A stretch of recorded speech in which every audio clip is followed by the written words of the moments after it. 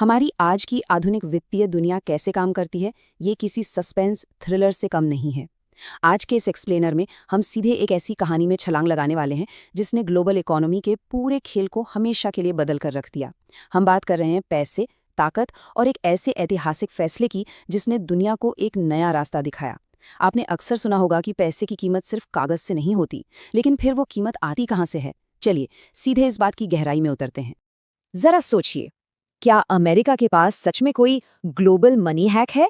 मेरा मतलब है, अमेरिका अपनी मर्जी से डॉलर्स प्रिंट कर सकता है। और सबसे बड़ी बात, पूरी दुनिया बिना किसी सवाल के उस डॉलर को खुशी खुशी एक्सेप्ट भी कर लेती है। ये कोई छोटी बात नहीं है। नॉर्मली जब कोई भी दूसरा देश बहुत ज्यादा पैसा छापता है तो उसकी करेंसी की वैल्यू गिर जाती है, महंगाई आसमान छूने लगती है। लेकिन अमेरिका के मामले में उसका डॉलर तो पूरी ग्लोबल इकोनॉमी का इंजन बन चुका है। ये कैसे मुमकिन है?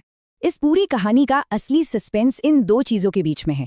एक तरफ है कागजी डॉलर, जिसे प्रिंटिंग मशीन से बस छापा जा सकता है, और दूसरी तरफ है असली सॉलिड सोना, जिसकी एक रियल वैल्यू है, जो जमीन से निकाला जाता है और जो लिमिटेड है। अब किसी भी इकोनॉमी में कागज के टुकड़ों को कीमती मानने के लिए हमें किसी ठोस चीज की गारंटी चाहिए होती है ना। जब तक उस कागज के पीछे सोने की ताकत होती है, तब तक सब ठीक चलता है। लेकिन क्या हो अगर कागज की छपाई मौजूद सोने की मात्रा से कहीं ज्यादा हो जाए?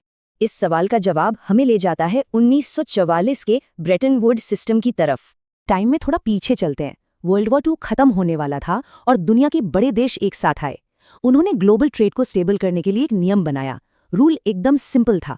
$35 की कीमत बिल्कुल 1 आउंस सोने के बराबर फिक्स कर दी गई।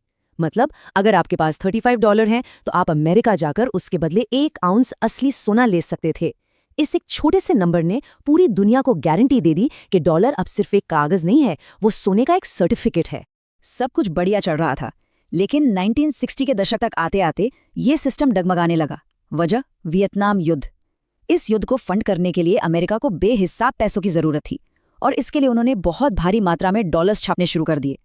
लेकिन प्रॉब्लम ये थी कि डॉलर तो धड़ाधड़ छप रहे थे, पर अमेरिका के पास उस छपे हुए कागज को बैक करने के लिए उतना सोना था ही नहीं। वो जो $35 वाला रूल था ना, वो अब सच में खतरे में था। अब जब मार्केट में इतने सारे डॉलर्स आ गए तो दुनिया के बाकी देशों का माथा ठनका। फ्रांस जैसे देशों ने अपना गणित लगाया और उन्हें समझ आ गया कि कुछ तो बहुत बड़ी गड़बड़ है। उन्हें डाउट होने लगा कि क्या अमेरिका के पास सच में इन सारे डॉलर्स के बदले चुकाने के लिए पर्याप्त सोना है भी। और इसी डाउट में फ्रांस ने एक बहुत ही कड़ा स्टेप लिया। उन्होंने अमेरिका से कह दिया, हमें आपके कागजी डॉलर नहीं, अपना असली सोना चाहिए। ये सिर्फ एक मांग नहीं थी, ये पूरे ग्लोबल सिस्टम पर अविश्वास की पहली बड़ी चिंगारी थी। अब अमेरिका के सामने एक भयानक क्राइसिस आ खड़ा हुआ। जरा इमेजिन कीजिए, अगर फ्रांस को देखकर दुनिया के बाकी सारे देश भी एक साथ अपना सोना मांगने अमेरिका पहुंच जाते तो क्या होता? अमेरिका का पूरा गोल्ड रिजर्व ही रातों रात खाली हो सकता था। छपे हुए डॉलर्स उनके पास मौजूद सोने से कहीं ज्यादा हो चुके थे। ये वो पल था जहां पूरा का पूरा ग्लोबल फाइनेंशियल सिस्टम ताश के पत्तों की तरह बिखरने वाला था। और यहीं पर आता है इस कहानी का सबसे बड़ा टर्निंग पॉइंट, जिसने पूरा खेल ही बदल दिया। ब्रेटन वुड्स सिस्टम टूटने की बिल्कुल कगार पर था, और फिर आया 1971 का वो ऐतिहासिक दिन। अमेरिका के तत्कालीन राष्ट्रपति रिचर्ड निक्सन ने एक ऐसी अनाउंसमेंट की जिसने रातों रात पूरी दुनिया को हिलाकर रख दिया। उन्होंने सीधे सीधे ऐलान कर दिया कि अब अमेरिकी डॉलर को सोने में कन्वर्ट नहीं किया जाएगा। बस खत्म। इतिहास में इसे ही निक्सन शॉक कहा जाता है। एक ही झटके में डॉलर का सोने से सालों पुराना कनेक्शन टूट गया, और वो $35 प्रति आउंस वाला रूल हमेशा के लिए कूड़ेदान में चला गया। लेकिन कहानी यहाँ खत्म नहीं होती। असली ट्विस्ट तो अब आता है। निक्सन शॉक के बाद सबको लगा था कि डॉलर तो अब गया, उसकी वैल्यू गिर जाएगी, क्योंकि अब उसके पीछे सोने की कोई गारंटी नहीं थी। लेकिन ऐसा नहीं हुआ।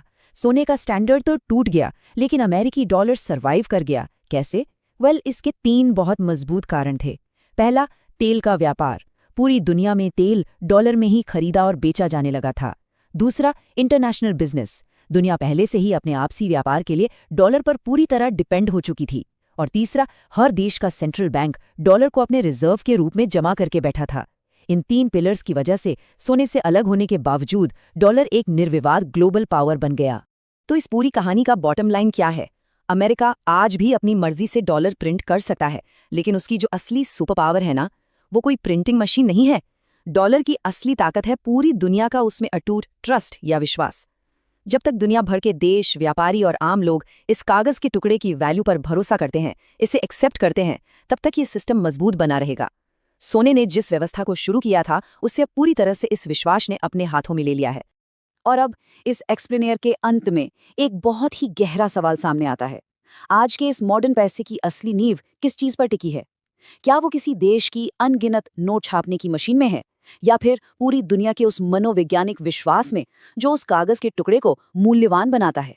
ये सोचना वाकई बहुत दिलचस्प है कि आज का हमारा फाइनेंशियल सिस्टम कितना नाजुक है और साथ ही कितना ताकतवर भी। इस ऐतिहासिक सफर में हमारे साथ जुड़ने के लिए बहुत बहुत शुक्रिया।